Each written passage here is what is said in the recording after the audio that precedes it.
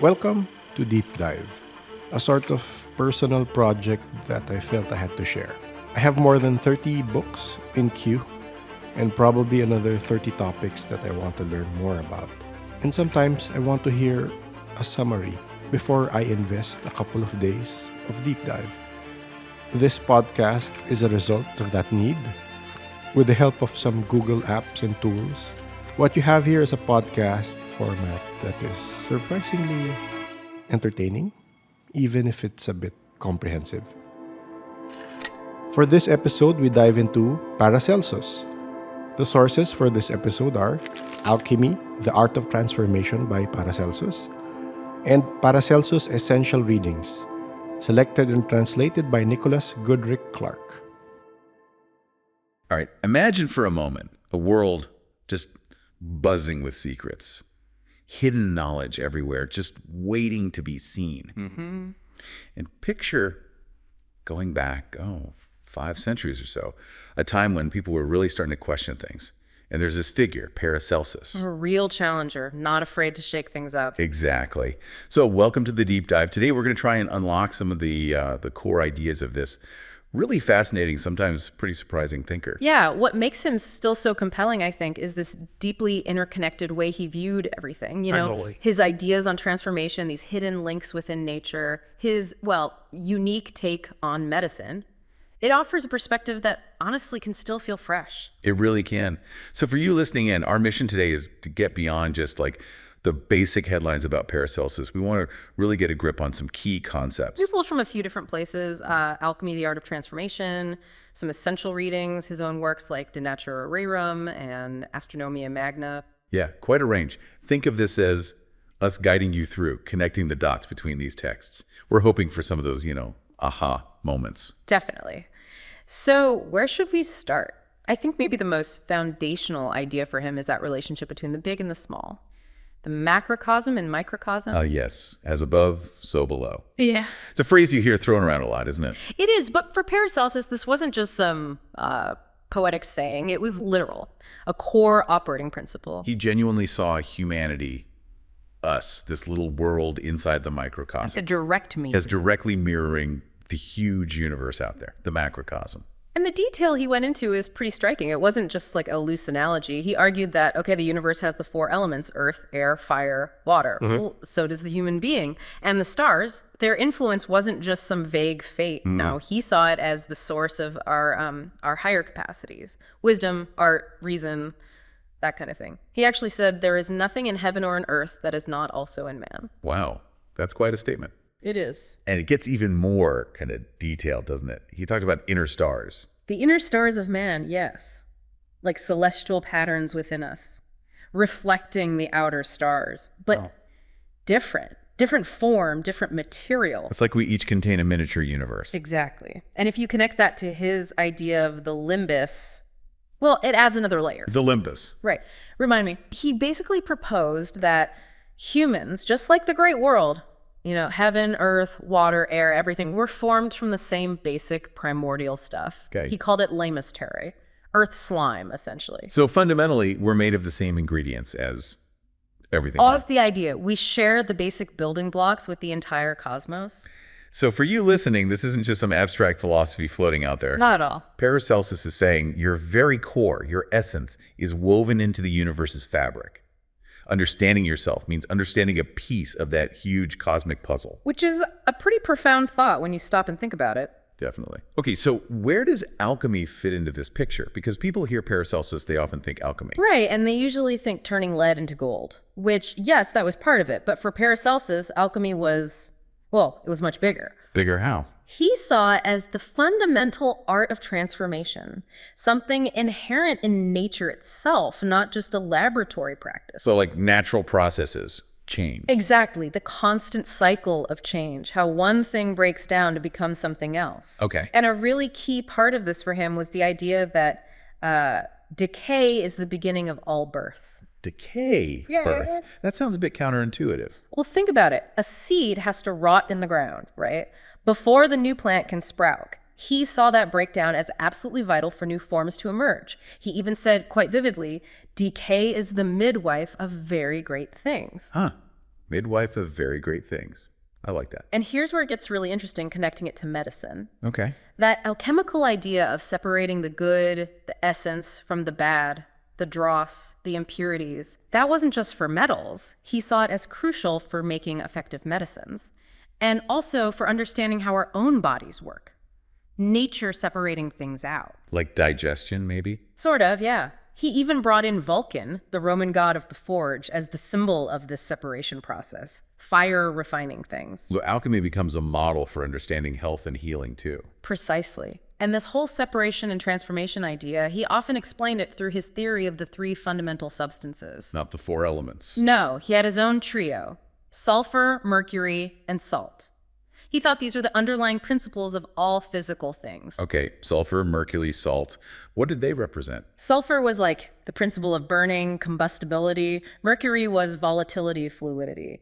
And salt was fixity, stability, the solid aspect. So it's less about what things are made of, like earth or water, and more about their inherent properties, how they behave. Exactly. It was a different way of slicing the pie, focusing on these dynamic qualities. A pretty big shift from classical thought, actually. And he saw this everywhere, not just in labs. Oh, yeah. He even used everyday examples, like baking bread. Baking bread, how's that alchemy? Well, the heat, the mixing, the transformation of flour and water into something totally new. He saw that as a kind of internal Vulcan at work. Transformation through process. That makes sense. But did he still believe in, the gold thing, transmutation? He did acknowledge it as possible, yes. A deep mystery of nature, he called it. But he also thought the natural creation of metals in the earth was mainly governed by something else. The arceus of the earth. Eparchius. Yeah, like a vital organizing force within the planet itself, responsible for generating metals naturally. Okay, so alchemy is this huge overarching principle of transformation. Right. So for you listening, it's a lens to see change everywhere in nature, in yourself, not just in some secret laboratory. Got it. Now, you mentioned earlier he had this idea of humans having like two parts. Yes, the two halves of man, you could say. He distinguished between the visible part, our physical body, flesh and blood, which he tied to the earthly elements. Okay, the tangible stuff. Right. And then an invisible part, a spiritual or sidereal body, connected more to the stars, the astral realm. Sidereal, like the stars. So a more subtle body, energetic. Something like that, yeah. Tuned into cosmic influences, unlike our physical body, which is tied to earth, water, etc. And how did he think we could perceive this invisible part? Through what he called the light of nature, an inner illumination, basically. He believed this allowed us to grasp more than just the material world. He actually said, in nature, we find a light that illumines us more than the sun and the moon. Wow. So an inner light showing us hidden realities. Sort of, yeah. And he linked this sidereal body to our higher functions, wisdom, art, reason. Those came from the stars, in his view. While the elemental body was more about basic earthly drives, eating, drinking, survival needs. Okay, so two interconnected bodies, one earthly, one starry. That's a good way to put it. And crucially, he believed you couldn't truly understand a person without considering both aspects, the physical and the spiritual, the seen and the unseen. You needed the whole picture. Which leads nicely into another really cool idea. The art of signatures, right? Exactly. It follows directly from that interconnectedness. If everything mirrors everything else, then outward appearances must reveal inner truths. That's the core of signatures. So things wear their nature on their sleeve, so to speak. Pretty much. He believed everything in nature, humans included, has these outward visible signs or marked signatures that show you its hidden essence, its properties. He seemed quite confident about this. Oh, absolutely. He famously said, "There is nothing in the depths of the seas, nothing on the heights of the firmament that man is unable to discover. It is revealed to him by corresponding signs." So the clues are everywhere if you know how to read them. That's the idea. He even specified ways to read human signatures. Oh yeah, like what?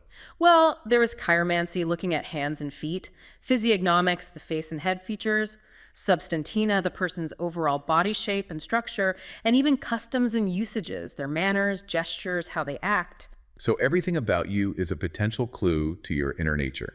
According to Paracelsus, yes. And he stressed that the outer form isn't random. It's shaped by the inner soul, the heart, as he put it.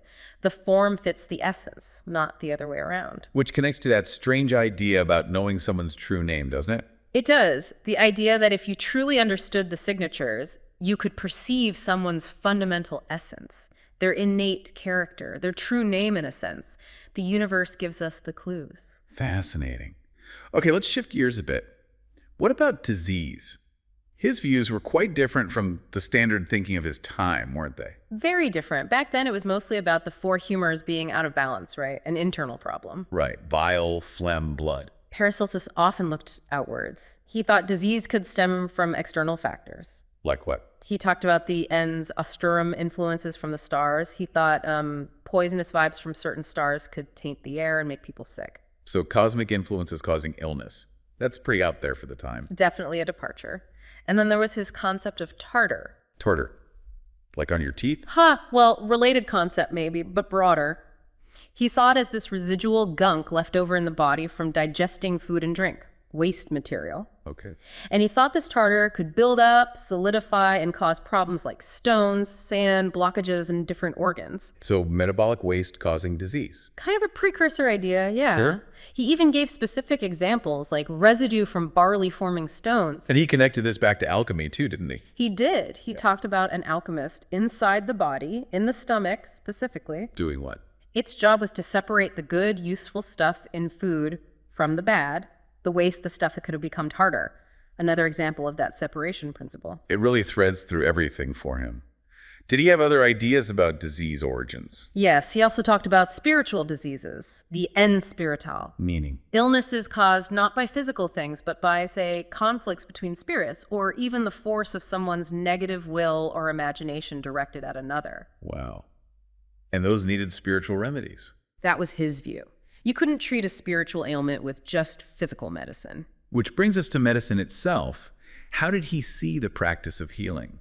Well, for him, it wasn't just a human skill or trade.